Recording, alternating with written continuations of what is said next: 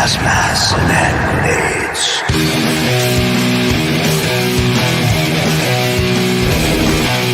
Gas masks and hand grenades.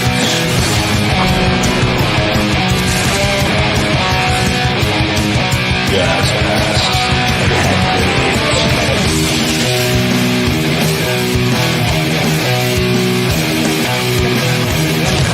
grenades. Gas masks and hand grenades.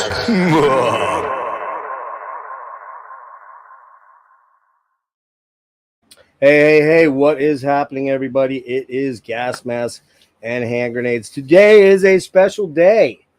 I've got the one and only legendary Dan Swanö on with us today. Dan will not be appearing on camera. That's kind of his thing, and that's totally cool. But we are going to get into the reissue campaign for the Nightingale and the Edge of Sanity stuff here in a minute. But, Dan, I wanted to tell you before, when we were trying to figure out the audio and stuff like that, it's really weird. Like, of course, and you've heard this a million times, I bet, but the way I came to know about Dan Swanö was, if you had to guess, what am I going to say? There's quite a different, some people found out through Bloodbath, some people found out through me. You there? Catatonia. Okay. Some found out through Nightingale, actually, and then they worked their way backwards to the death metal stuff. So, yeah, it was Opeth. I really have no idea. it was Opeth, of course. So, yeah. You know, I mean, I think, unfortunately or fortunately, probably both, you're pretty well known for being that guy in the early days of the Swedish death metal scene. And so if somebody would have told me back in, I think I got into Opeth around Blackwater Park because I was good friends with Steven Wilson, and he talked me into liking death metal, which I was like, man, the music is so cool, but the vocals are fucking awful. And that's how I was for a long time. But the Opeth albums were the ones that brought me over the dark side, so to speak. So that's how I came to know of you. And of course, all the early Bloodbath stuff, Resurrection Through Carnage is just, it's a masterpiece. But we're here actually today to talk about the reissue campaign, and it's a pretty extensive reissue campaign that you've got going on here with Century Media, and I believe InsideOut is also part of this. Are they a partner in terms of distribution? Is that what that is?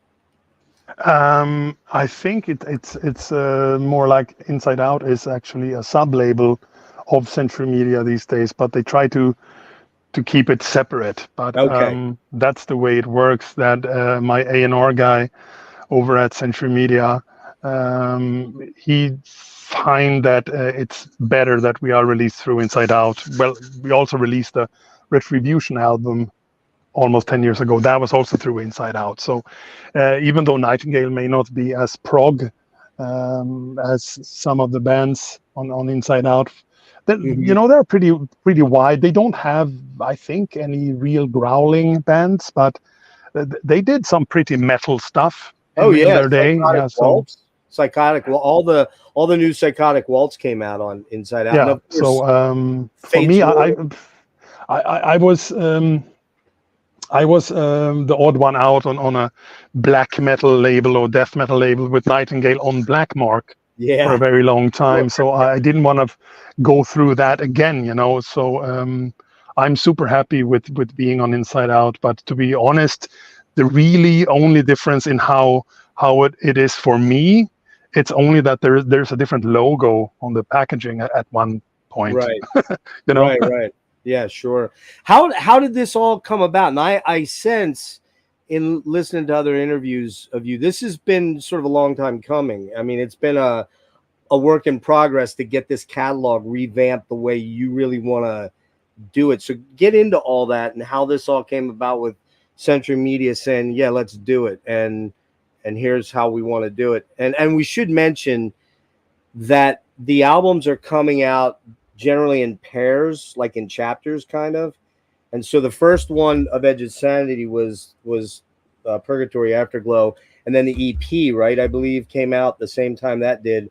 And then today is the first album is released today. Same thing with Nightingale as well. I think they had the first grouping was I believe. Is that correct? And yeah, the first one was Nightfall Overture compilation re-recording thing.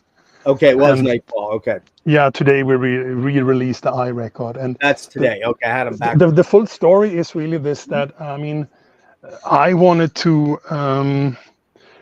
do a lot of these kind of reissue things all the time, pretty much. But the fact is that Black Mark at some point was extremely anti any kind of licensing deal.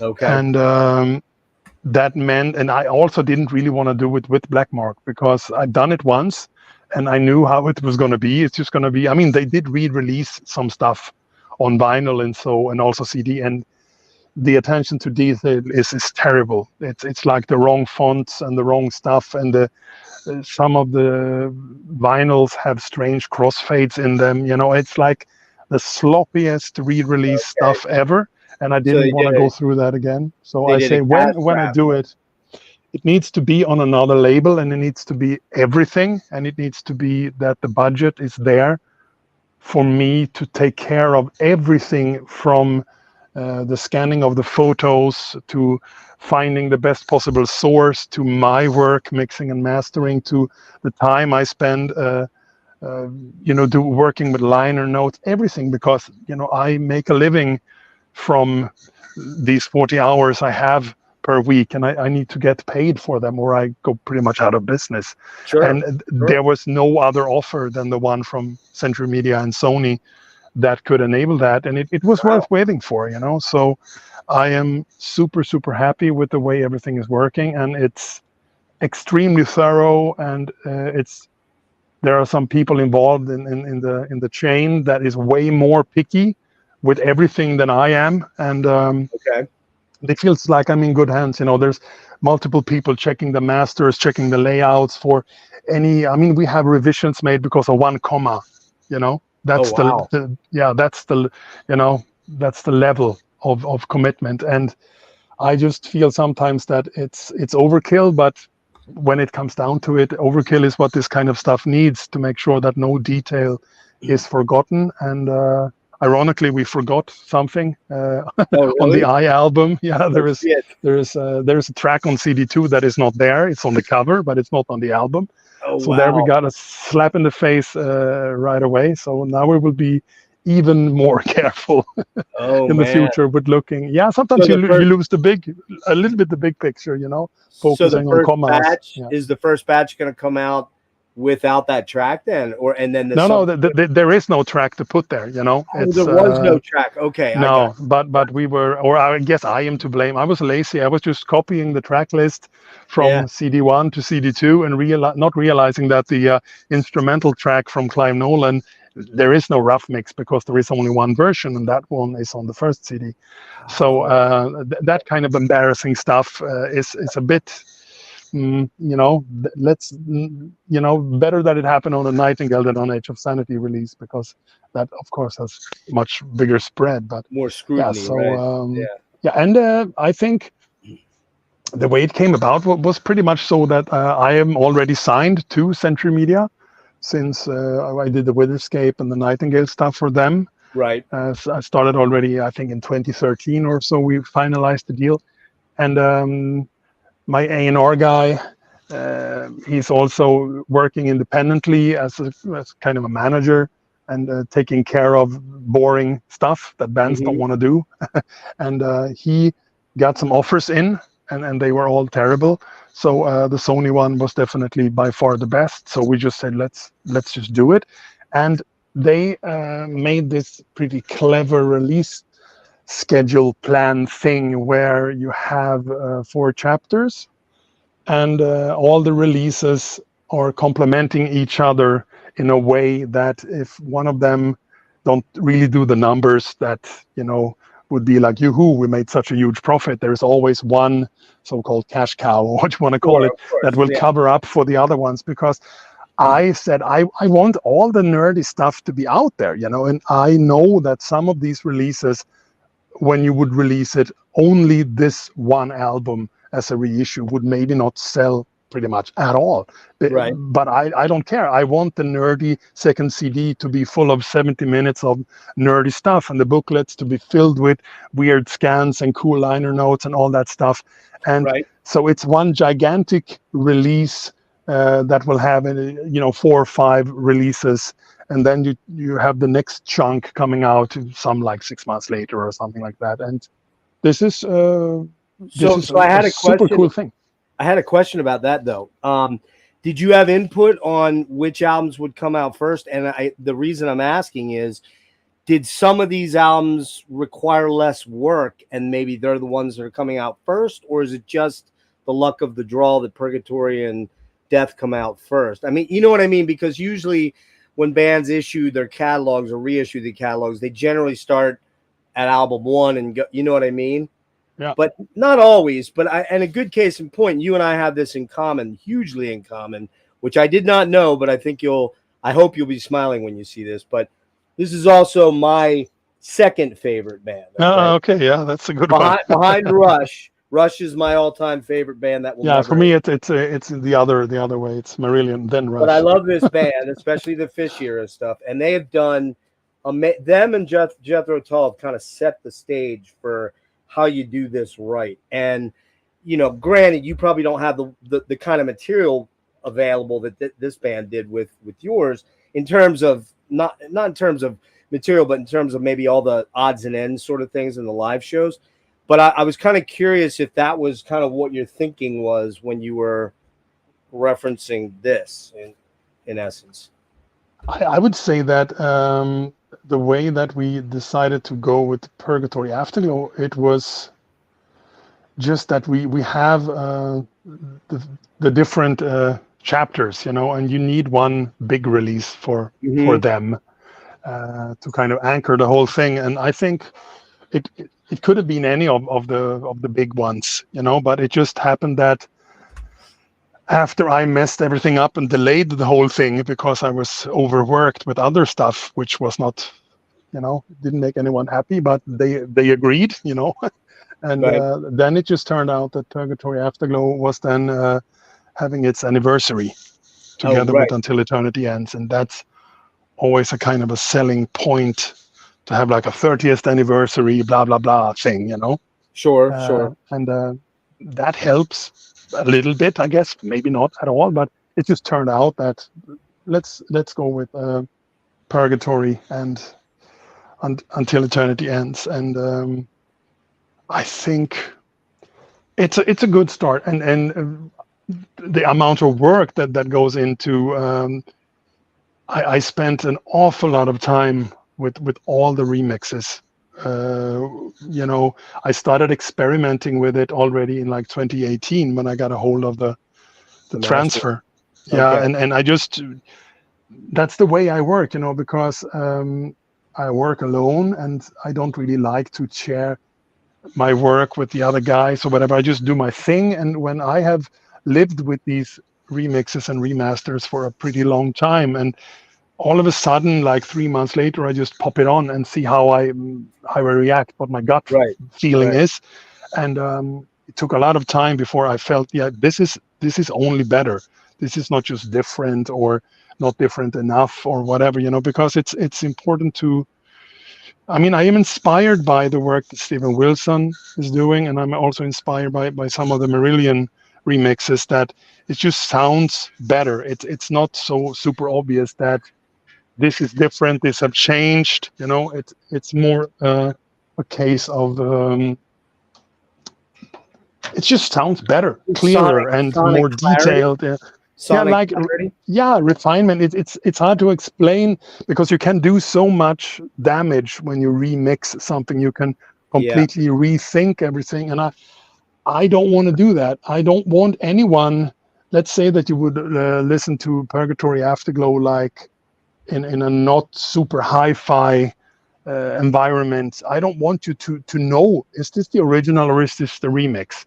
I want you to listen to it in the best possible hi-fi way, and then you start to hear all the details. I don't want this radical difference between guitar tones, or there's no reverb, now it's a lot of reverb, none of that stuff, you know. And Right. honestly, it's sometimes it's pretty demanding and challenging because you have to remember that you're also fighting with the nostalgia. People have listened to some of these records for like 33 years. Exactly. And when I just make the decision for them that now this is the tone of the album, Yeah. they will just turn it up, turn it off after 10 seconds. Like, cannot listen to this, you know. So Well, I did an A/B, and and I will say, I think that, and this is really a weird thing. So, like, I've known about Edge of Sanity since Crimson, okay? But for some fucking weird, and I apologize for this, Dan, but for some weird reason, they just didn't end up in my collection until now. Doesn't mean I don't know them. I've listened to them many times. However, this is the best way to get this stuff now, because not only are you getting a remastered original, the original, but remastered. So you got, volume issues and things like that you're fixing there, but and compression and whatnot. But the remix, it's not this massively different thing. It's just you can tell things are different, but they don't jump out and punch you in the face. Like, oh shit, that guitar tone was, a pod back in the day, and now he's using, a quad cortex or something. No, it's not that kind of thing. So I think you've done it right, because like you said, you are battling nostalgia with hardcore fans who are going to say, who the fuck's this guy think he is redoing this album like this? You know what I mean? Well, you are the guy that wrote it all. There's been quite a lot of I mean, I've done some really terrible remixes in the past, where I had no respect for the original, didn't even listen to it, just went for it. But this is not what this one is about. It's more about having a piece of, might sound pretentious, but imagining that you have this piece of art and you think, I think that color once was blood red, but now it's faded and it looks a little bit like that. So how do we make that color blood red again to give the painting the original vibe it had 400 years ago or whatever? And through some magic trick, you can do this now. You can bring back the original exact color. Right. And for some reason, I would say pretty much none of the Edge of Sanity mixes that I did ever sounded anywhere else how I wanted it to. It sounded fine in the studio, but I always had very strange monitoring systems and all that, all very, I didn't do any A/B like people do these days. I just mixed stuff, went to the mastering, and that was that. So rather than just adding a lot of bass, I made sure that the bass guitar could be louder. But in raising the bass guitar, I also realized why it's not so loud, because the playing was pretty sloppy, and I couldn't do anything about it. I mean, the poor guy had heard the song once, and then we recorded it. No rehearsal, no live playing. Pretty much taught them riff by riff. And I was just interested in having the stuff ready within the, 2 weeks we had or whatever before the next band came knocking. Sure. So I had to go through all the bass takes compared to the drums and the guitars, so where the bass was almost at a too loud level, and make sure that is how it could be, given that the bass player was like the head of the band, and mixed the record kind of loud bass. And it was a lot of fixing, but no re-recording. That was taboo. So it was all about, sometimes he accidentally hit another string while hitting another note, and it was this weird, strange rumble. Then I had to find that note somewhere else without that rumble and copy and paste. And, it was days on end just cleaning up the bass track. And then I could just place it where I wanted it to be, without all the time subconsciously going to the fader and lowering, because that's what happens. Every time you hear the bass doing some weird stuff, like, oh, that's out of time with the kick drum, or that's out of tone, you just, at the end you have Injustice for All, there is no bass, So I, for all the Edge of Sanity remixes, the bass guitar is the one big salvage job. And then again, nothing bad about Anders and his playing, but we were never about this four guys staring at the bass player, analyzing every hit, every note. It was just like, if it sounds good, it is good. And then you start soloing stuff. Or in this case, you want things to to be raised in the mix, but can they be raised? Is it going to destroy stuff? Is it going to mess with the timing of the drums when the bass have a clearer attack? That's going to mess up the guitar tone when the bass is louder because they compete, with the same kind of 100 hertz area. Yeah, you're in that frequency range, right? Yeah, they're kind of overlapping. I know that was Metallica's issue all the time, that they had this big rumble in the guitars, and in the old times you couldn't park a bass guitar by the root note like 30, 40 hertz. That was just not what you did in the vinyl times. You put the bass where the guitars were, and the guitars had no bottom end. Some of the guitars that they listen to some mid-80s heavy metal guitars, there is no bass in the guitars. All the bass come from the bass, which also have no bass. So the only thing with a bit bass is the kick drum. And that's in the center, It's super strange how they had to plan for the vinyl to be able to have a decent level.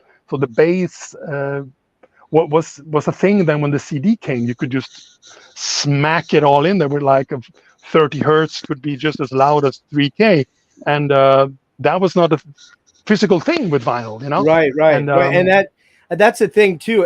This, but a lot of younger people now wouldn't really realize that the mastering process was very different, back then because of what you just spoke to. You know what I mean? Yeah, it is still there. You cannot really think that you can have too much weird, strange thing going on left, right speaker with a lot of sub, because you have to narrow everything depending on the playing time of a vinyl side. You have to narrow the bass area more and more depending on the playing time. So when you would say that you have 25 minutes of playing time on side A, you will have mono pretty much from 200-300 hertz and down, and that gives you a really weird stereo image, especially when you listen in headphones. So that's why a lot of the albums in the old times, they have the panning of the toms are cool, and then the floor tom is in the center,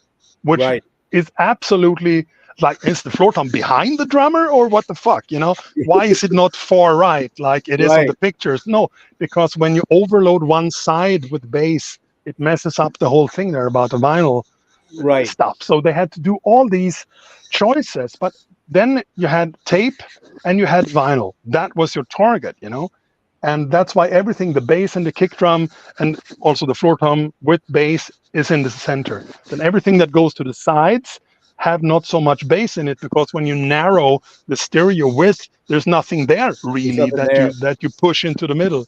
But these days you have some Left and Path have bass energy down at 60 hertz, which makes that album's guitar tone so massive. And that one on vinyl must sound a little bit different, because then you push the bass information more towards the middle, and you still have the kind of crunchy chainsaw stuff panning, So I have to think about all that kind of stuff also, that I cannot go bonkers with super much low end, because it's primarily that you still have the vinyl thing. It's again a thing, and I do have a dream that the remixes will also be released on vinyl, other than Until Eternity Ends. That's not the plan, So maybe there will be something in the future, or some license deal or whatever, because I think they sound that good that it would be cool great on vinyl. So we should make that distinction for people that are tuning in and aren't aware. The CD versions are kind of like the ultimate compendium, I guess. They have all the remix, they've got the original remastered, and then they've got bonus stuff on here. Like there's The Invisible Sun. I believe that's a Police covered that you guys did, right? Yeah, that's true. Yeah. And then Bleed, I believe. Bleed is that the one that the video that you posted a little while back? Or no, that was Black Tears. Black Tears. Yeah. Yeah. So there is additional stuff on here that's not gonna be on the vinyl copies. Now, I believe, and I do have links below the description here for all the sites. Century Media, Dan's personal, was it called Swanö merch? Yeah, that's where you can buy signed stuff. You can buy Right. official merchandise with Edge of Sanity, Nightingale, Yeah, I'll have Pandemonium, to get some Bloodbath, all vinyl. that kind of stuff. I'll have to get some vinyl from you. Are they? Do you have anything left? Or are you selling out of them pretty quick, or how's that going? They do sell out, and at the moment we don't have much. We have some CDs left for from everything, but the vinyl is. We did this bundle with a red vinyl and a Right. special T-shirt that only Right. came with this bundle ever.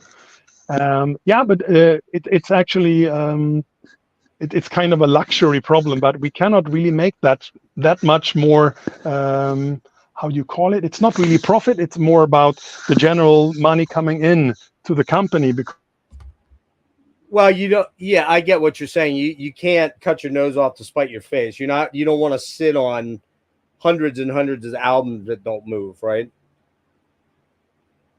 Are you there? Oh, did I lose you? super happy, but we cannot really do that much more business this year because then we have problems again with weird stuff. It's all the German rules here are a little bit strange. You bump them up to another level where you need to pay stuff all the time, and you need to it's weird. It's not this small thing anymore. So we will have some stuff, but we will do another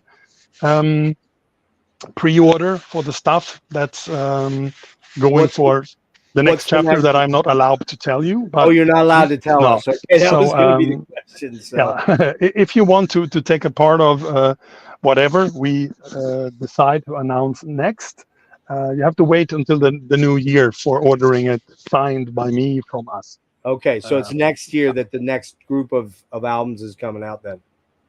Yeah. Okay.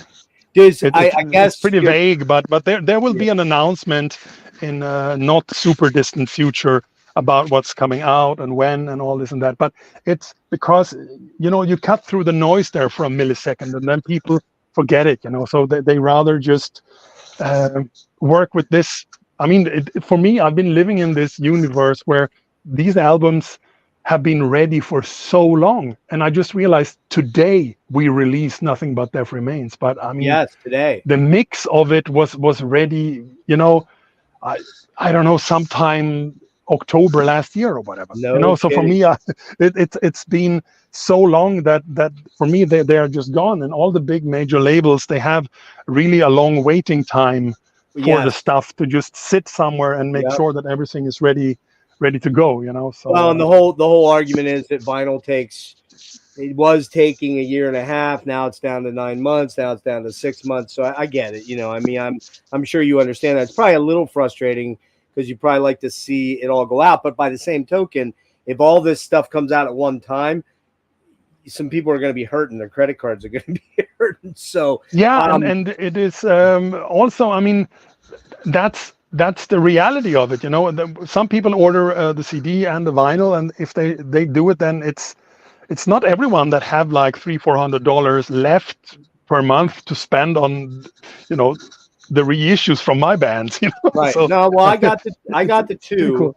Yeah. I've not jumped into the Nightingale yet because that's one band that I haven't dove into as much. I have the fourth album, I believe, but so I need to do a little more investigatory work there. I was curious, and I have a feeling I know what your answer is going to be. Is Pandemonium and Moon Tower part of this, or you can't say? Pandemonium is not. It was the rights are owned by Osmos for all of eternity, and I think you will figure out the answer for the next one. So I cannot say anything, but I got you. The interview that says a lot of vague things. There we go. Yeah. So I had a question about taking you back to the studio time there a little bit. What are your memories of that first album? I mean, you'd done the 3 demos, right? And were you were a young guy, right? I mean, how old were you? Like 17, was it? Yeah. And I know that you were very, you'd been playing keyboards and piano and all that stuff since you were what, 9 or 10 or even younger than that. But I started at 6. Wow. So I mean, I was already I was already obsessed with being in bands, writing songs Right. for 10 years by then, you know. Which Most is guys crazy. start out like 16, 17, Yeah. and they you know, at 27, you know, I had already been in this shit for 20 years, and I think I'm gonna fucking retire. This is, you know, and that's what I did also for a while. Yeah, you you know? did. You sold the studio, right? It's Yeah, kind of and crazy in a weird way, Dan. It's do you feel it all? I don't know if you've ever been asked this before. Do you feel it all burn out on it all at times? I did. I've done as long as I don't have the this burning obsession that I have with getting the perfect mix. I never had that. I thought I had it for a while with getting the perfect song, Okay. but it turns out that was never my one true obsession. And I think the only way to find out what that really is if you give someone financial freedom for the rest of their life, and then say, what are you gonna do now? Yeah, right. You know, Exactly. I'm gonna write songs. You know, I'm gonna record them, and then I'm gonna go. You know, and I was just gonna say, I'm gonna mix stuff.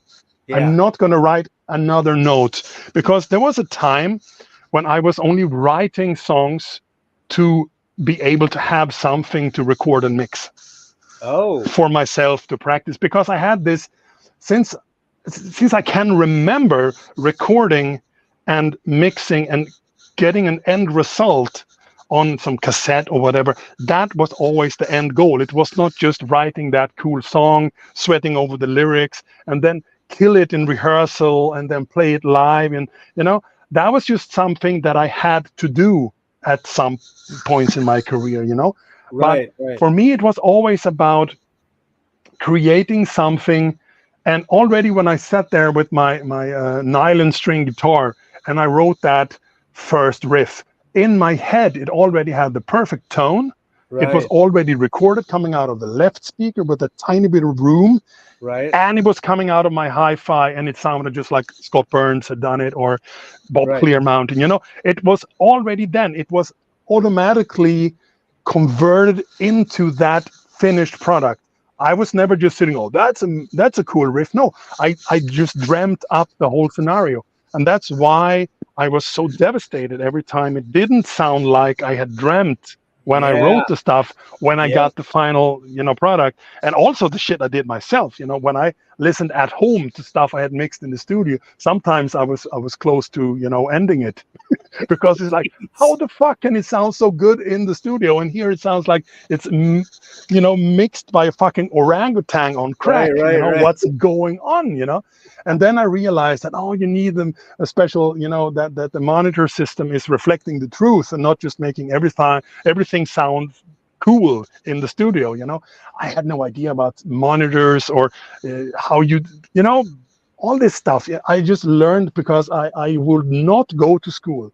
I would not learn from anyone. I wanted to do it myself, which is the stubborn old me, you know. Hands-on kind of guy, right? You know? Yeah, so it was that I just enjoyed the whole process so much. And at the end, it was always about getting, you know, the kick and snare tom cymbals with guitar space. That is still to this very day my true obsession. And I haven't written a song in almost 10 years, and I don't care. You know, I stopped singing, I stopped playing. I don't care. And this is for me why I'm so happy that what I have to do with my material is the thing I love the most, which is remixing, remastering, but also what I really love is the archival shit. Searching.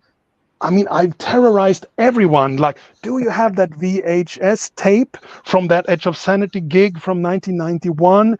That you might have it. And that's actually crazy. Some guys still have it.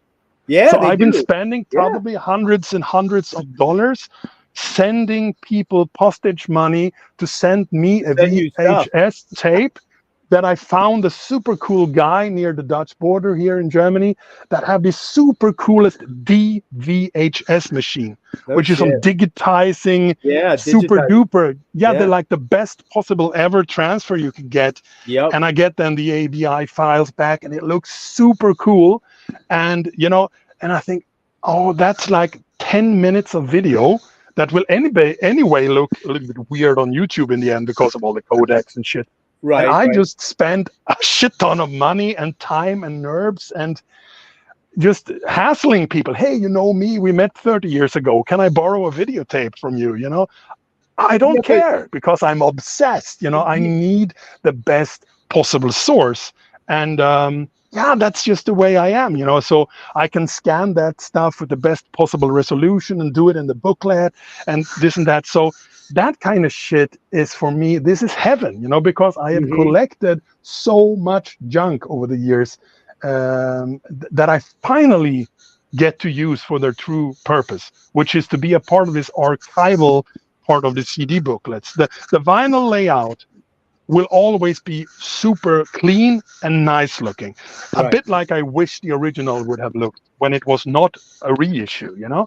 But the CD booklet, we just smack full with the 32 pages of all cool stuff with the liner notes, and there's plenty of, you know, weird little details like the Purgatory Afterglow lighter, and you have this photos. Little weird shit, you know, that just put it all in there.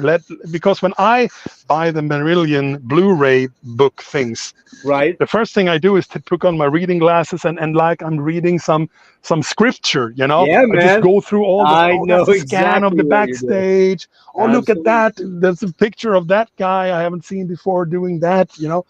And I'm just like, man, this is so cool, you know. And if there is one person out there who care about this kind of stuff with any of my bands, they're gonna get it now, and then it's over. You know, that's why I saved shit and that's, for so long. You know, that's the greatest. That's the greatest sales tool I could add to this. Is these are the legacy editions, I guess you could call them, right? It's the ultimate final. This is it. You know, it's like where I hope that every artist at one point can have their back catalog, and if they felt that there is something they need to bring out with the special edition, and that they can be in control and not just find out someday, oh, now there is another blah blah edition of our album, the super duper one with a live gig that sounds like crap. Because this is, for me, I always felt that I hope that I can one day bring all this stuff to the point where I was hoping it would have been when the stuff was released. I mean, everything from layout to the sound to the packaging, the color of the original artwork was sometimes, you know, you didn't have any control. You couldn't really know how red would the cover be. Would it reflect the original painting, or would the photo be shitty, or the scan be shitty, and, you know, no proofs of any kind. But now I can say, no, that's not how red Purgatory Afterglow is. I have the fucking scan that's like the A1 size or whatever, you know. I have that fucking scan, and finally the red is right, you know. And so I have a question for you relative to your quest for the perfect mix. Could you name me two albums that you feel that you didn't do that out there that are perfection? Okay, one. And two, what do you feel is your best recording job of your own work? Like, what would you point to and say that's the definitive version? Before, and I guess I'm asking you to do that in light of the fact that you've remixed these, so you're probably going to say one of those. But if you get my point. Yeah, the fact is that I have there's a lot of albums out there that have really cool sounds, but for me, that I have an almost like a religious thing going on with sound and mixing and mastering and detail and all that. There are some albums that just as a whole, where the music plus the sound kind of makes it, and I just cannot really figure out how the fuck it could be so awesome. That's, you know, but, you know, there are some albums that I think the tone, everything is like just perfect. But I would say one album that instantly comes to mind is the Iconoclast record with Symphony X. Oh, Still okay. to this day have I use it a lot for referencing Yeah. because it's a sound. The first time I heard it, I'm gonna go because Jens Bogren is a friend of mine. I'm just gonna go and fucking hit him in the face. You cannot do this. It's not supposed to sound this good. And I've been chasing that snare tone for like Yeah. ever, and that's just a combination of things because I love the other Symphony X stuff, but the sound was always like good and really cool. But for that one, that is one of the records that I feel just like, that works really good. And then there is, because I'm more of like an AOR kind of guy, there is an Australian artist called Rick Price, whose first album is called Heaven Knows, and it's mixed by Chris Lord Alge. It's also I know. produced I know by is. Chris Lord Alge, which is pretty much God right. in the mixing world. Sure. And I had no idea who he was. I bought that album when it came out in the early 90s. And still to this day, the sound is just so good. And I cannot explain why, because it's got not that much low end. It's just like a really incredibly good sound. And when someone always say, what's a really good sounding record? You cannot help yourself. Some images just pop up in your mind. Yeah, sure. And that one was always when I went to different studios and in the old times, to mix somewhere, whatever, I always brought that CD with me and I listened to it through their speakers. And I think I'm not going to mix here because that album sounds like crap. That album sounds like gold. So we have to bring in other speakers. I had to bring my own headphones. And so those are the two that pops up. And then there is another album. Well, hang on one sec. I'm going to throw a monkey wrench at you. I want you to pick out what the best sounding Marillion album is. I'm curious what you'll say to that. That is a very good question, because I think they all have their own sonic identity in a way that it works with the material. And I think when I would say from more of a hi-fi perspective of how good something sounds, I would say that there are some songs on Holidays in Eden, the original version, that sounds the best from and that's like a hi-fi point of view for me, because I discovered them really late. Was that Chris Kimsey or was it? No, that was Chris Neal and Rob Eaton. Yeah. Okay. And people will be like, no, it's so clean. And I think, yeah, but hello, listen to it. It's like perfection in sonics for me. I love Season's End. It's my favorite album of all time. And the remix sounds really, really good. But there's still some, it's a little bit, I don't know. It's just not, I mean, sonically, it sounds like it should. I don't want any other sound for that album.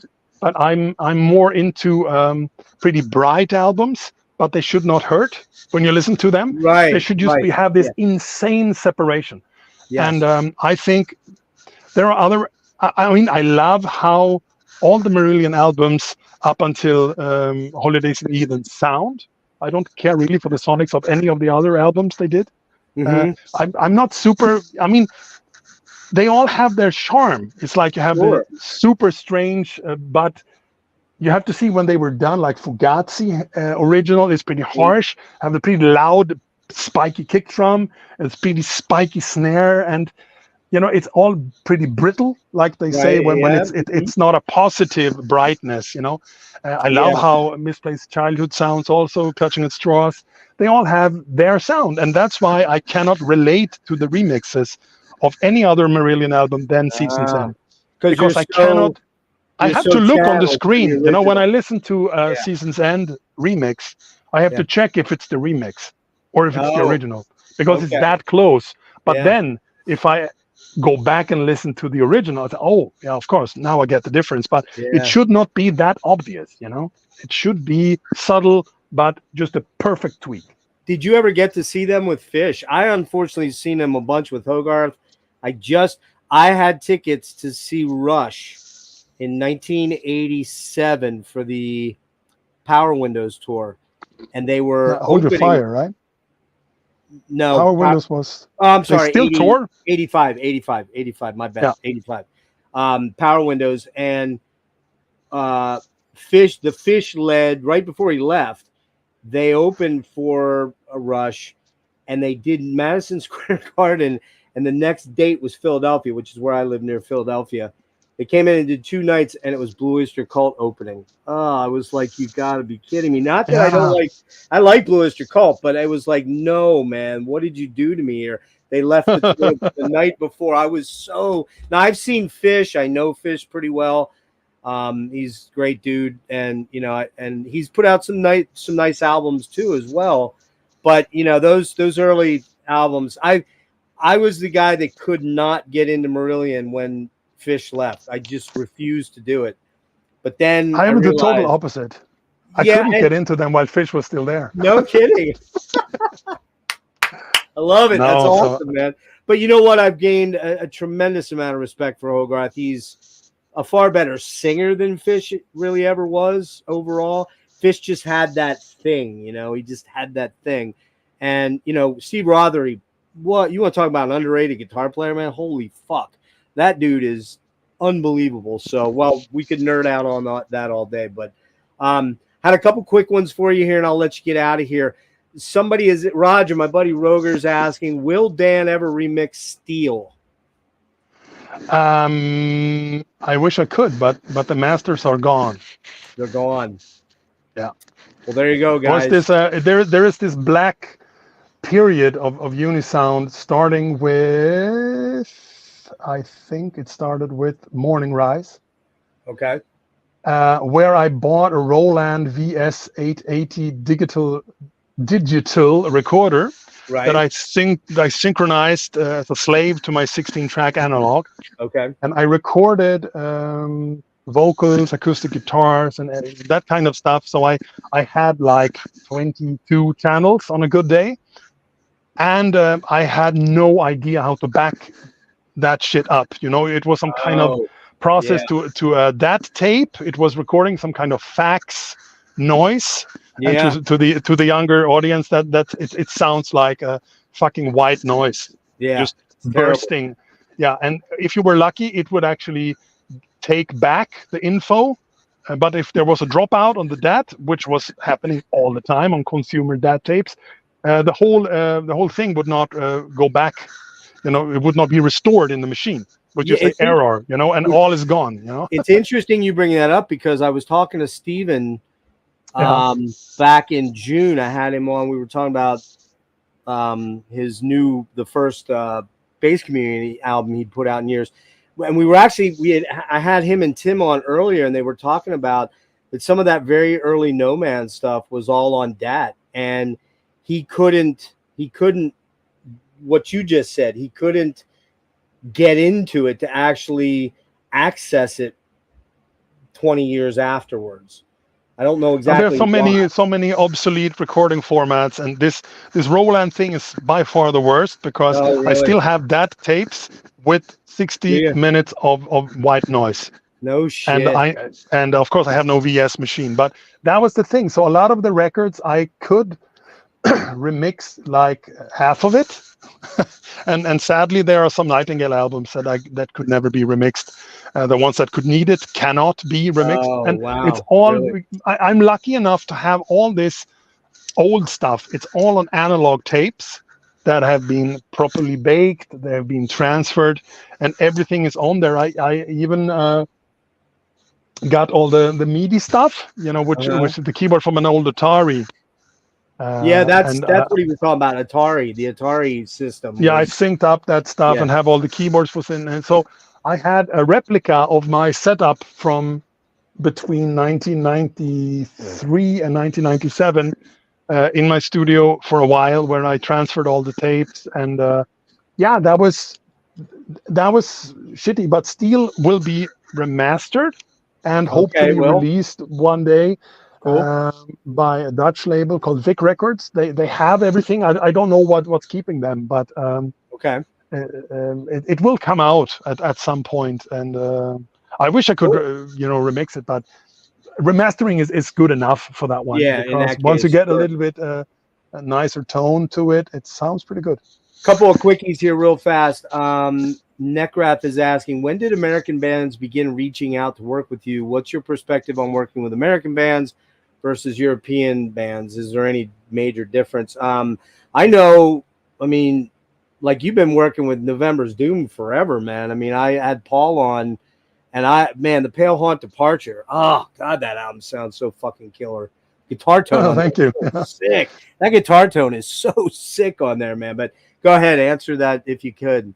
Yeah, I think the first time I ever worked with American-ish was Ancient, the Canian Chronicle. I was blown away that 2 members of the band came from America to record with me in Sweden. Wow. And that was sometime in 1996. Damn. They were this Norway-USA mix. And that was the first time. And then I think, I'm sorry if I forget anyone, but I think that I did nothing. I mean, after I quit recording, I still did other stuff. I mixed some albums. There were some British bands, German bands. But I think you're right there with November's Doom. They are actually to blame for me talking to you today in some capacity, because if it wasn't for them asking me to do that Pale Haunt album, and kind of dragging me out of retirement. Paul said that. Paul told me my whole world will be completely different, because they wouldn't let it. It's like, yeah, come on, no, I'm retired. I only mix my own stuff. No, please, And I thought, yeah, why not? And how would we do it? And it was just at the early stage where you could actually get back DVDs or CDRs, and I would send shit back through the internet. Yeah. And I still remember that session. It was pretty special. It was the first album I mixed for another artist for a pretty long time. When you especially something I did not record. That was new. Right. You just did Skeletal Remains. I think you did the one before too, right? And the one before that. Right. And man, dude, they just fucking tear your skull apart, man. Chris, they have this like brutality button is constantly up a notch. Oh. So some bands go let's go a little bit more soft, a little bit mid-tempo, and they just like, nope, we're not gonna do that. Riffs. Great guys, really cool guys, man. Nice dudes. Yeah, they're. I never met them. I don't think I didn't even speak to any of the guys on the phone or whatever, but we still made 3 albums together, which is just the way I like it, Somebody wanted to know, what's it like working with Mother of Graves that you met? That's just like, first of all, it's a really cool band. I think their vocalist is the best I have ever sounded in another person. I know that might be a weird thing to say, but the way that guy is growling is how I wish I had growled all the years.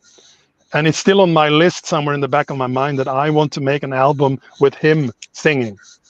Nice. I don't know if it's going to happen, because the first time I heard it, it's like, that sounds like I wish that I sounded like in like 1996 when I did Moon Tower. When I started singing a little bit less, I don't know, I was not trying to be Chuck or David Vincent anymore. Right. I was just trying to be me, Right, and I had a little bit more of a human tone, not only Pissed Off Grizzly Bear, more like really a human growl.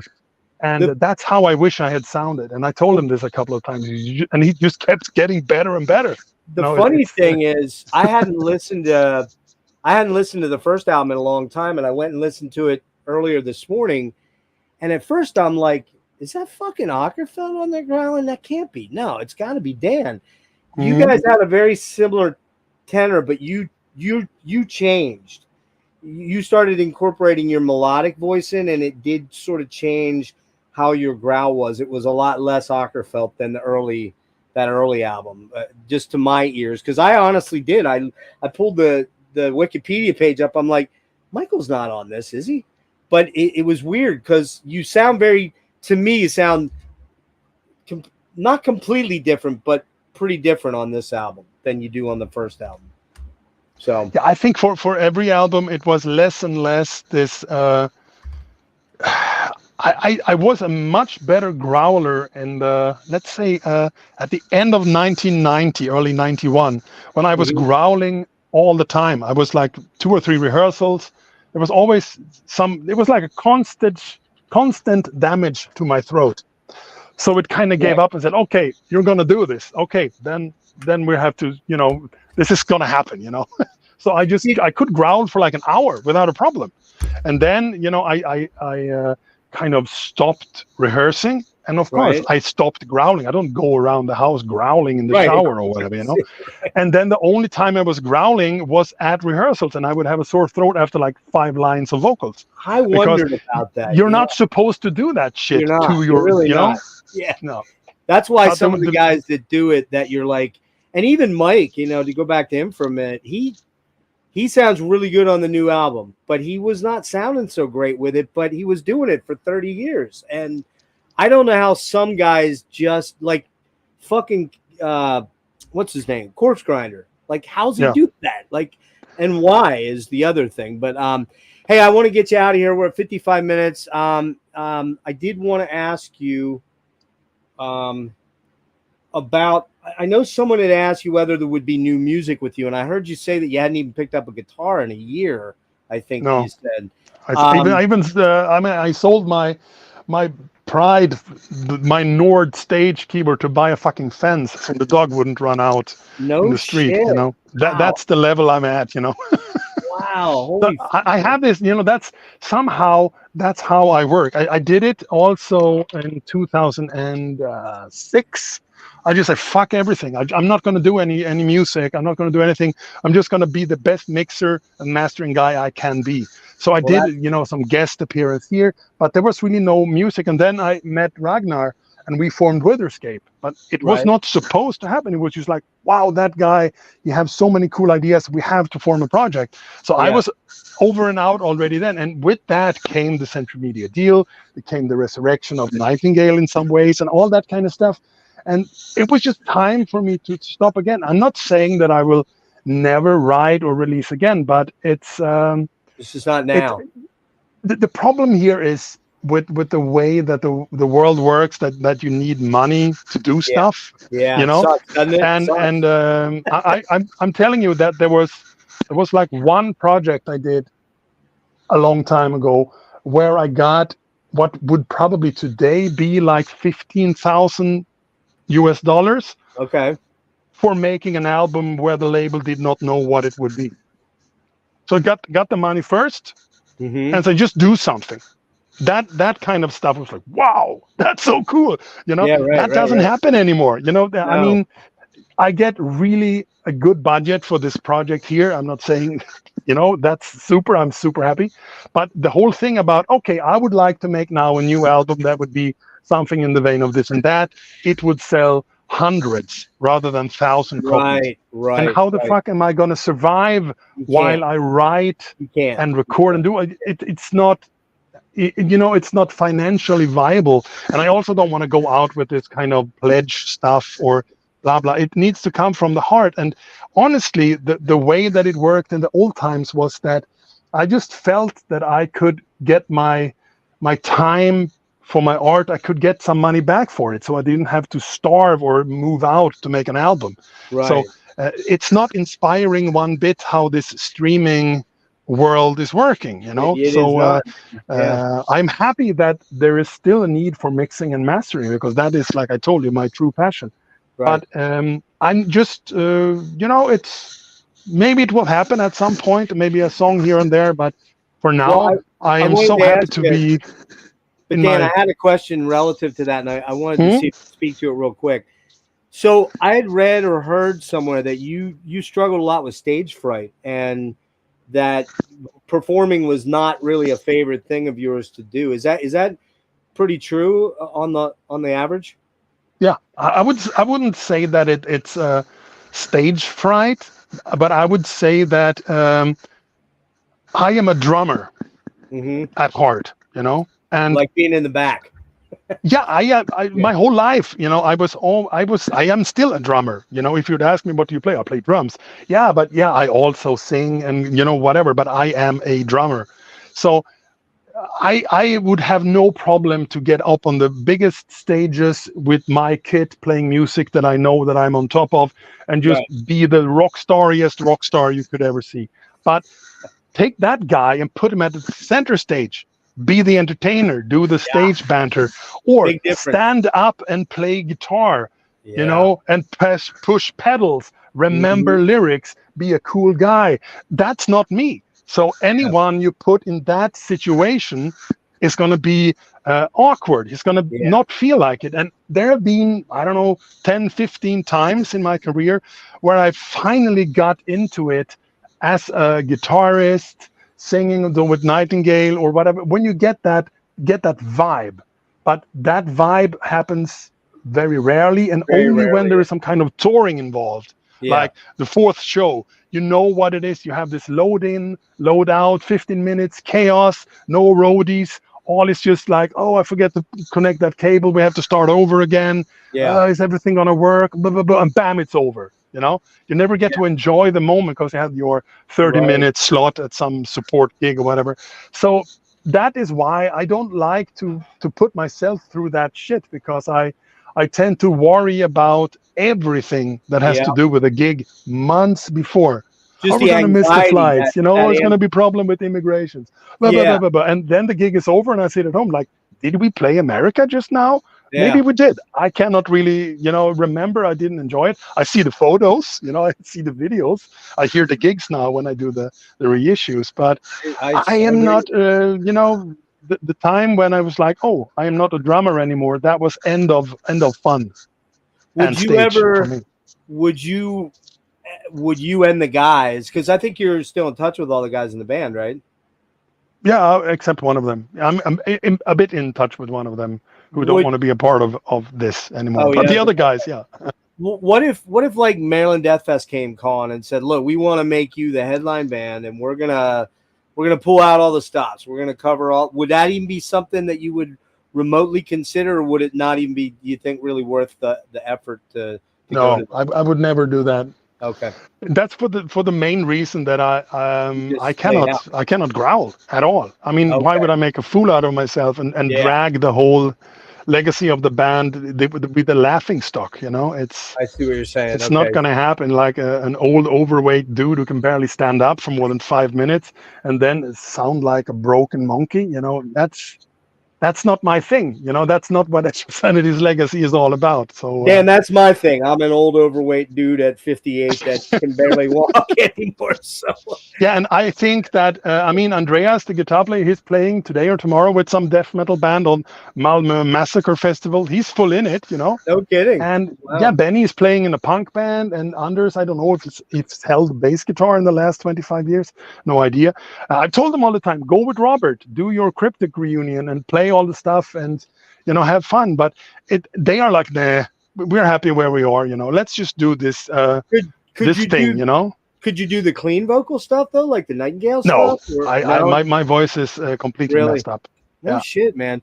Have you ever had it looked at? Did you have a throat guy? I don't want to. I don't want to know how bad it is, because it's somewhere in the back of my mind. It's like I know that the main problem is that I don't practice. Why would one expect to be a good singer when you never sing? True. It is a fucking muscle. It's a muscle, yeah. And if you don't practice, and I've done some singing. There have been moments where like, oh, could we do this song? Could you guest here? And I was like, was in a good mood. I think, what the heck? I can give it a shot.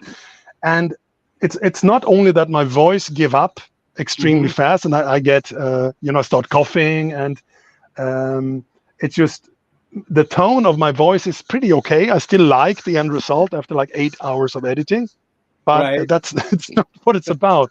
And I think what bugs me the most is also that I've lost all the lung capacity is gone.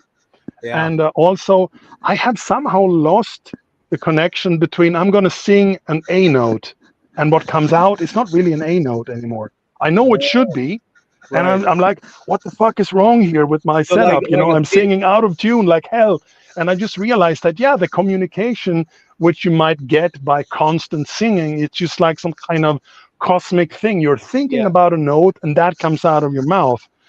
And I was never really a pitch perfect kind of guy. But once you have too many obstacles in the way, and you feel that the end result is with a lot of aid from fixing and trixing, it's kind of an okay version of you. It's not very inspiring, Yeah, I hear you. That's and we're always our own worst critics, of course, too. So you seem like a guy that is very driven in that capacity. So it's like you're not gonna you're not going to be okay getting on stage when you're half there. You know what I mean? If No, that's and the way, this is I don't like bands that do that. You know, I expect when I go and see a band that they have some kind of self-criticism going on, that they kind of see themselves from the outside, like, do we sound good enough to even be here on that stage? And for some, it's like, we know we don't, but we have no retirement plan, you know, so we have to do it until the end. And fine, maybe some people don't care, but I don't want to see bands that sound like some bad cover band version of themselves yeah, with one original member. I don't see that kind of shows, you know. I want to be blown away by live shows. I want to see, yep.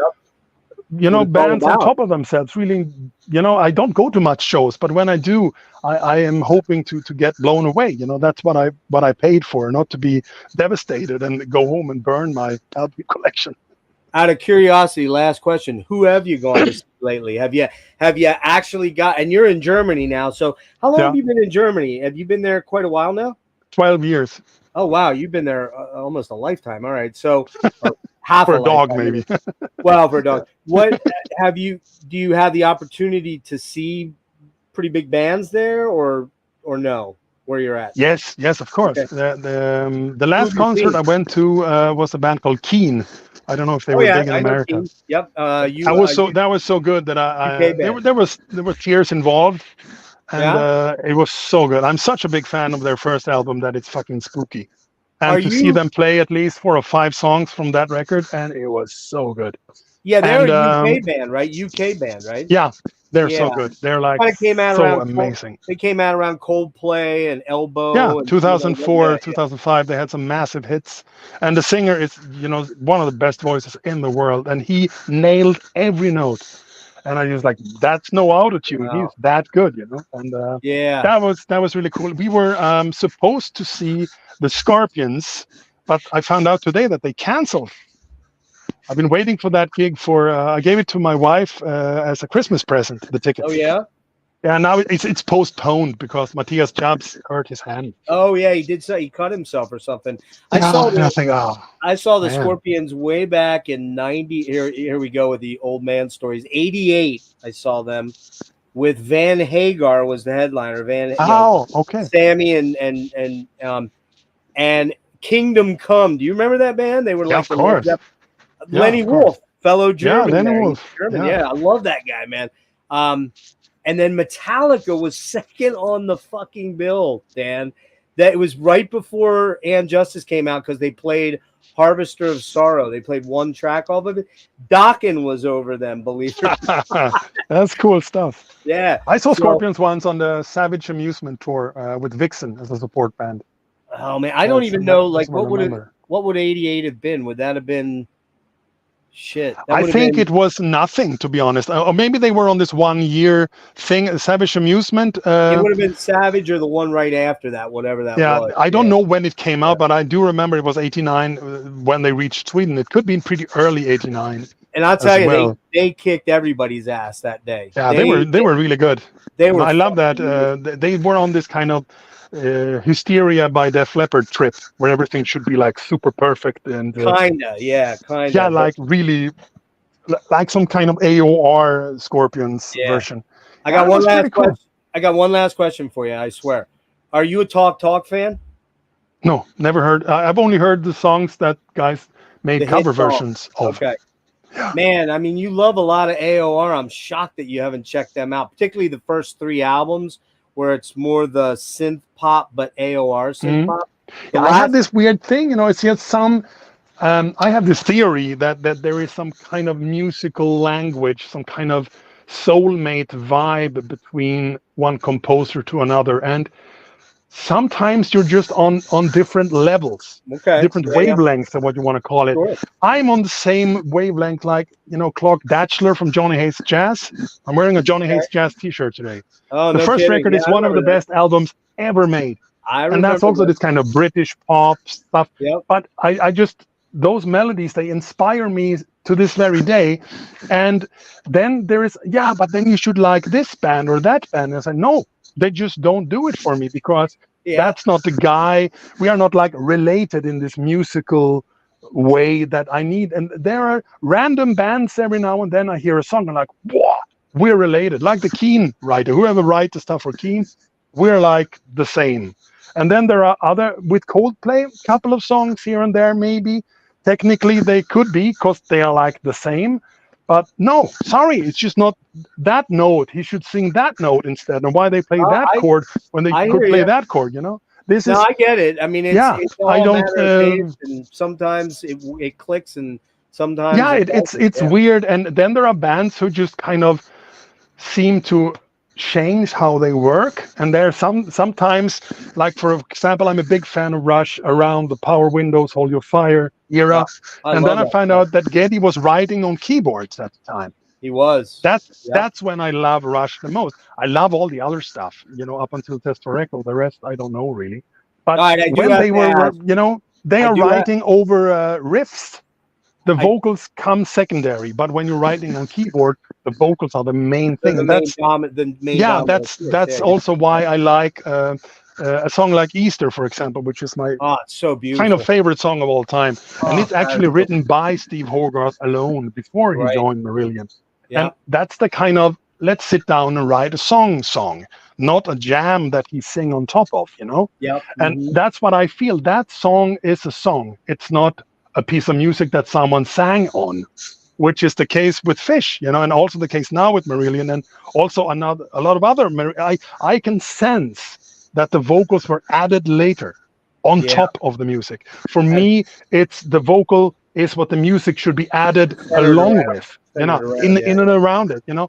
And that's why I also like certain hard rock bands more than others, because there is a focus on the vocal that is there from the beginning. Like you feel it that the guy who wrote this riff, he was singing while playing this riff. And when you play that kind of riff and sing, first of all, maybe you cannot because it's too complex, or the notes are clashing, you know. So when you listen to, I mean, I love the Europe stuff, the early, the 80s stuff from Europe. And you hear sometimes like the verse guitar is just like it's just like chords, and but what they sing on top is amazing. Also Dio, he liked to sing on chords, not on riffs, because then the riff is telling you, you have 3 notes to sing, all else will sound weird. That's when you end up with this kind of, that happens sometimes, you know, to bands that insisted that the riff is the verse part. Well, then you can sing like, okay, but what's that for vocal harmony? You know, you're a prog guy, but I'm very curious. Then, are you much of a Gentle Giant fan? Because everything was vocal centric. I'm like the biggest Gentle Giant fan, at least in this little village. All right, I'm a huge fan, you know, from all their albums. And I've even made a Gentle Giant cover version with Witherscape. You should check that one out. Oh, I will check that out. I got to check that album out. Last thing, somebody named Christian is asking a question in German. I don't know German, so Wem wart den Salmordade home? I don't know. Can you read it? How can I read it? It's on the screen down below. Oh, wait, I have to put my glasses on.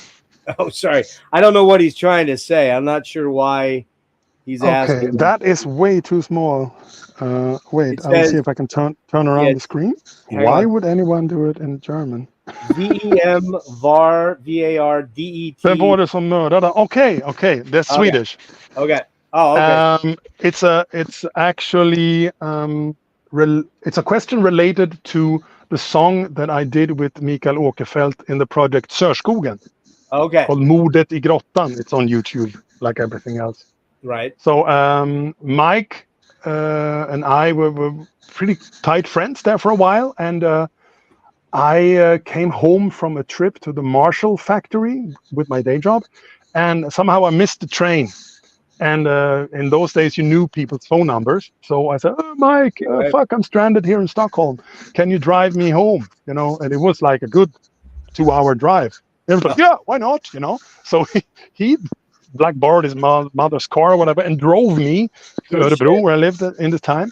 And he was like unemployed, and so it's okay if I stay here for a couple of days. I'm like, yeah, I go to work, but we can then do weird stuff in the evenings, you know. Right. So I came home from work and I said, okay, what do you want to do? Yeah, let's go down to the studio and just do stuff. Okay, let's do Serge Gauguin. Let's, you know, because he played me demos that Was he this, did at a hold on friend's one place. sec, hold on one sec, Dan. Was this after you'd already worked with him, or you'd already worked with Opeth, though, It was right? after Orchid, before Morning Rise. Oh, okay, but before Morning Rise. Gotcha. Yeah, and we just went down to the studio. I was busy writing what would then be Moon Tower. I was still experimenting with direction and stuff, and we just decided that we should record Serge Gauguin like it was done in 1972. So I borrowed the other drummer who had the rehearsal space. I put blankets all over his drums and put a few microphones up, and we just did this kind of sound that Opeth would later experiment on Damnation. Okay. This dead dry, more proggy. And that's of course when Mikael sing in Swedish. Ah. And the lyrics are translated in the chorus.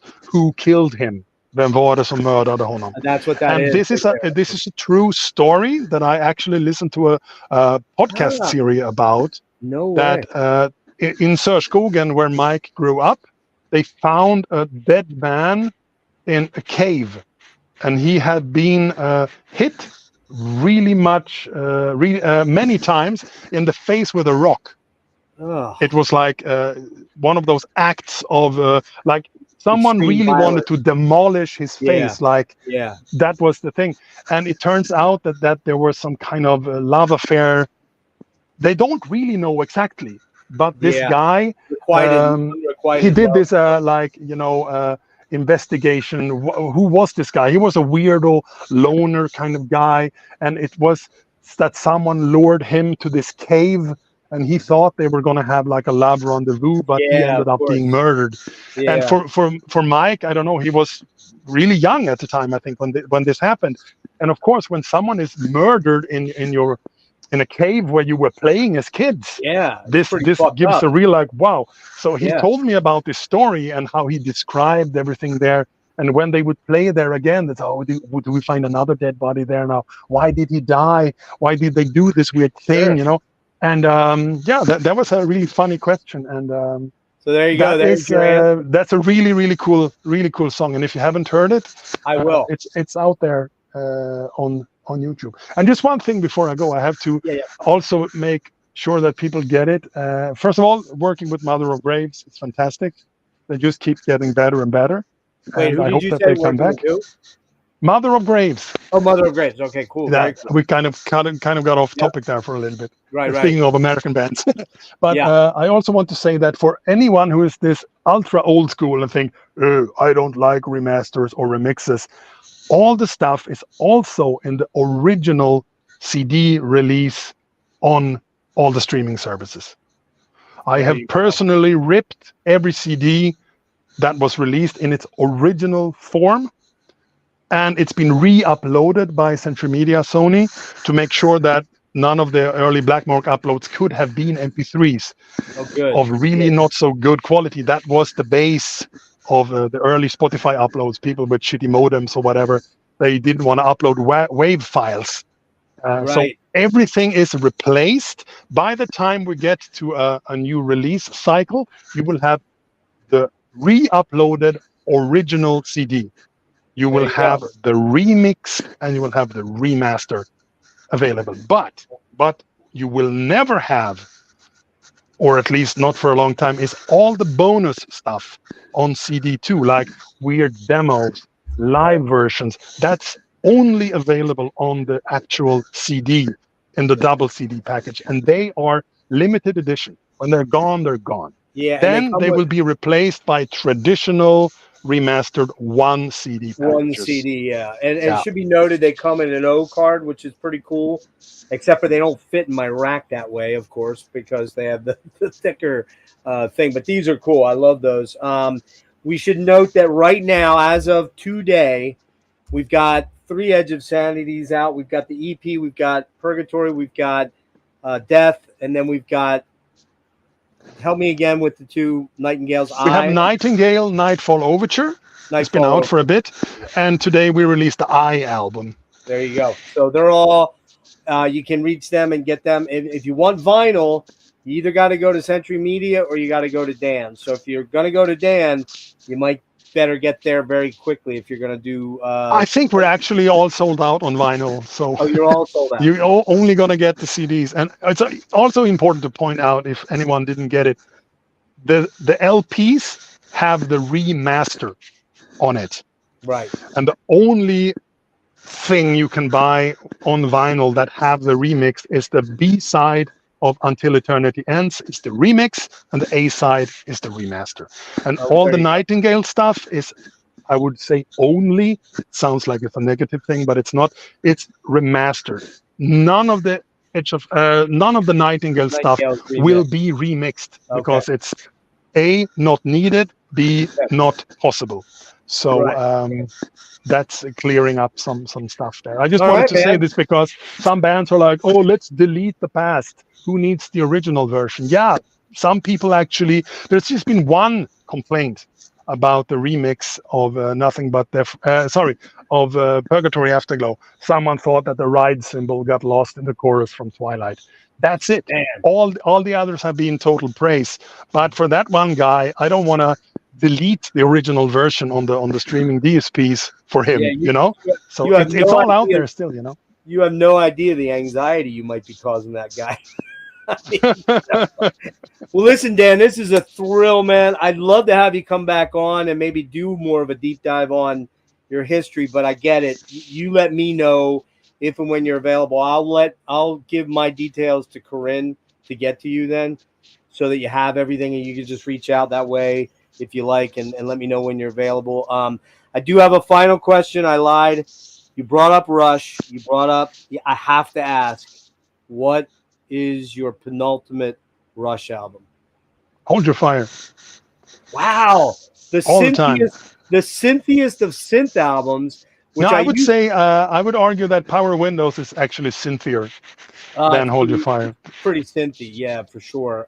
Because they went really overboard there with the English extra Andy Richards guy. He's programming. Yeah. If you listen to Big Money and all that stuff, it's just like so much keyboards, and they are wacky. Was that Colin Richardson? Was it Colin? No, that was Peter Collins. Peter Collins, that's it. Yeah, Rest in peace. Peter Rupert Hines was also in there too. I think he did. Didn't he do Hold Your Fire? Or did he do Press? No, it was the same team. You have Power Windows and you have Hold Your Fire. Is Peter Collins? That's right. And James Jimbo Barton and Andy Richards. And then they worked with Collins again on Counterparts and Test for Echo. Right, Counterparts. Yeah, I used to really not like Test for Echo, or not Test for Echo. Hold Your Fire. But I will say that some of their best songs are on that album in terms of songwriting songs. Yeah, I mean, for me, there are some other albums I love dearly, but the quality of, I would say, the first 6-7 songs. I mean, every Rush album kind of, except for Counterparts, where I think have one of the best songs at the very end, but they do tend to program them or sequence them. Yeah, that the not so good songs are at the very end, So a quick question from an engineering standpoint: when they came back after Neil, lost his wife and his daughter, and they did God damn it, what's the one with the Vapor Trails? Vapor Trails. All right. And, they remixed that completely. David Bottrell completely remixed it. What the fuck were they thinking with that original mix that came out? Because it was so brutal to listen to, man. It was just like, the whole loudness thing was going on. Did you ever check that out? Do you remember that when it came out? Yeah, I gave up on Rush with that album. That was for me. Yeah, I didn't. I mean, I've listened, but there's something about Geddy's voice that I have a hard time to connect with. I love Geddy. I have the deepest respect for him, but there's something in his voice. It's just the way that he might wish that he could reach the higher notes without less restraint, or what you call it. I just as a singer, I feel for him when I hear him hitting those higher notes. I just cannot you know, I can handle it, you know, when you watch a live DVD or so. And Right. but I like him in the lower. That's why I like Hold Your Fire so much, and also Power Windows, because he's not up in the stratosphere. You know, he's Well, I think singing the one- like with the normal guys. I think the one nice thing he ended up doing, though, Dan, on their final album for Clockwork Angels, he reined a lot of that in. Not all of it, but a lot of it. But I know what you're saying, because that's the band I've seen the most in my life, 54 times. You know, Wow. well, you got to remember, I'm a little bit older than you. I'm almost 60. I started seeing them on the Permanent Waves tour. Cool. Max Webster opened for him. How's that for That's out pretty, there weird but I mean, stuff? I would have actually done some really weird shit to see the Marillion and the Rush. They did it twice.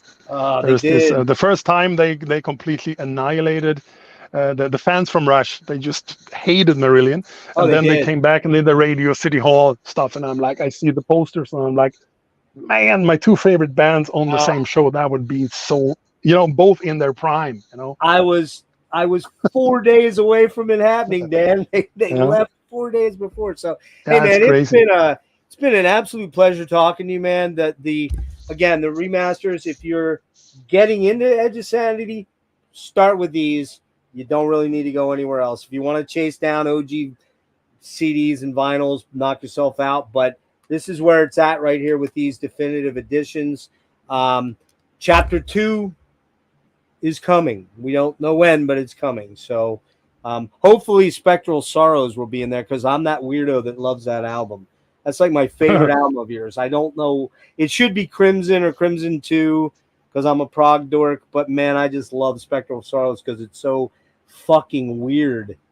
Yeah, it is. It actually, in the term, when you see progressive rather than a music genre, a death metal band doing a gothic rock song, a Manowar cover, a punk song, Yeah. and other weird shit, that's progressive, because it's That taking a was. genre and completely, you know, it's imploding. And it's, we have over here a doom song here and a doom song there. That's a death metal song here. Yeah. And it's like, what the fuck were we thinking? But for somehow there is something that ties it all together. And Yeah, I like it. I mean, I think your it's masterpiece. a cool album. I don't know why. I just think it's the masterpiece of what you guys did. And I mean, the guitars on there, we will talk about this the next time we talk. I want to talk about the guitars, what you remember from them, because they sound unlike any other guitars I think I've ever heard in my life until I don't know if that's a good or a bad thing. But. Well, until I'll tell you, and I don't know if you know this project. You know who Greg Wilkinson is? Bass player for Autopsy? Yeah, I've heard of it. Yeah. So he does a ton of production too. Him and Chris have a band called Static Abyss. And I hear that weird, eerie guitar tone that's on Spectral. It's there on this Static Abyss stuff. And if I remember correctly, when I interviewed Greg, I'm pretty sure he name checks you guys. So, Dan, thank you so much, man. Anything you want to say to anybody on the way out? Well, just thank you for taking the time to do the interview, and also for anyone who is interested in the reissues and all this, that just be on the lookout. You know, there's announcements coming every now and then, and we are planning to do this for the coming years, and it's going to be a party for. I mean, it's also for people who never heard about Edge of Sanity. For me, it's a dream that they can listen to the remix as the first thing they listen to. Sure, because that's how I wish the album would have sounded when they came out, you know. Yeah, And, but also for the nerdies, you know. Period, right? Yeah, it's a rediscovery period for this. Yeah, right? and you have all the nerdy booklet stuff. And like you mentioned there, we have the Swanö merch thing, and you can buy there all kinds of cool stuff. And there's plenty of cool t-shirts. There's signed CDs, there's some patches, there's buttons, there's stickers, all this kind of cool stuff. Yeah. I'm pretty certain Century Media or InsideOut does have a link that I think I posted in here for vinyl. If you're really hunting vinyl, I would go there then, because Dan said he doesn't have anything that he can sign and send out. But that's the CM Distro thing. They're in North America and worldwide. Yeah, this is really the place to be. And all right, man. They have some unique colors and stuff. Yeah. Until next time, I think you we rule, could, sir. You rule. We could get something going around the time when you get the announcement Okay. for the second chapter, what's going to be in there. Okay. Just make sure to get in touch, and we will have another conversation about what's going on. Awesome, Dan. Thank you so very Okay. much, man. Really You're welcome. appreciate it. You have a great afternoon or evening, I guess your time, right? Yeah, it's kind of evening Yeah, territory. I kept you an hour and a half. I thought we'd be lucky to get 25 minutes, and look what ended up happening. So Yeah, awesome, man. that's okay. Thank you, sir. Thank you. Yeah, Have a bye good day. bye. All right, take care. All right, everybody. I got to get some sleep because I got another interview, and I've been up all night prepping for this. Really quickly. Oh, damn it, Eli! I wanted to mention you. I had it up there. Fuck. I'm sorry, dude. I didn't do that on purpose. I did want to mention you. I apologize. I will do that the next time because there will be another interview with Dan soon.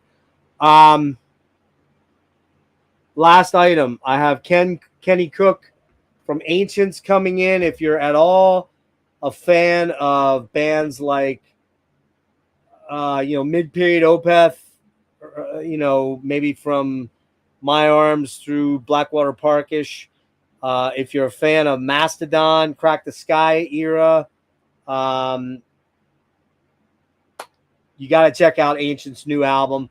I'll be fucked if I remember what the hell it's called, though. Damn it. Hold on. I've been listening to it a lot, but I completely forget the name. There it is. Beyond the Reach of the Sun. You can actually stream 3 tracks on their Bandcamp, which is in the link for that. So go check that out. Kenny Cook from Ancients tonight at 10 p.m. Monday, I got Alex Books from Immolation coming in. And maybe have the Horrendous guys popping in to talk about Ecdysis' 10th anniversary and the upcoming Decibel thing, which is a week from tomorrow. So the 20th anniversary thing. So thanks everybody for showing up today. I think we had close to 20 people, which is awesome. So when you get the big dudes, people show up. We should have like 50 people watching that. But thanks again to Dan. Thanks to everybody that popped in. Dimitri, I'm not sure which modern better. Yeah, we'll try that the next time around, Dimitri. We were trying to stick to a format of talking about the reissues and stuff like that. When I get him on for more of a more diverse sort of career retrospective, which I like to do, and we'll have him on for a couple of hours, we'll ask that. So stop back then. Zach, thanks for being here, dude. Eli, thanks, buddy. Rick, I don't know where you went. You probably had to go back to work. Roger, great to see you, buddy. We gotta get together, dude. I gotta try to get a Metal Island episode going, man. It's just been hard to round people up, and I've had a lot of health issues pretty bad lately. So, Peter, good to see you, dude. Hopefully you caught a little bit of it. Ritz, Ritze, thank you. Neckrath, that was a great question, man. And I think I'm gonna cut it there. All right, guys, I gotta roll. Peace.